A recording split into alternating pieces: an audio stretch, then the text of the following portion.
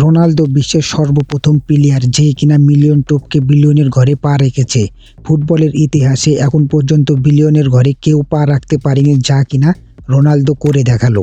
Saudi আল নাসরের ক্লাবের সাথে আরও 2 বছরের চুক্তি বাড়ানোর সঙ্গে সঙ্গে তিনি মিলিয়ন টপকিয়ে বিলিয়নের ঘরে পা রেখেছে অলরেডি। তাকে সৌদির আল নাসর ক্লাব থেকে যে রকম সুযোগ সুবিধা দেওয়া হয়েছে, এর আগে কোনো ফুটবলার এরকম সুযোগ সুবিধা উপভোগ করতে পারেনি, যা কিনা রোনালদো উপভোগ করে। শকিং নিউজ, এত টাকা ইনকাম করার পরও রোনালদোকে কোনো ট্যাক্স দিতে হয় না। আর টাকার মেশিন কেন বললাম, চলুন একটু দেখে নিই। সে যদি প্রতি ম্যাচে অ্যাসিস্ট করে তাকে দেওয়া হবে $55,000, বাংলা টাকায় যার মূল্য 55 লাখ টাকা। এবং সে যদি গোল করে প্রতি গোলে তাকে দেওয়া হবে $1,10,000, বাংলা টাকায় যার মূল্য $1.5 কোটি টাকা। এবং সে যদি লিগের মধ্যে টপ স্কোরার হতে পারে তাকে দেওয়া হবে $5 মিলিয়ন।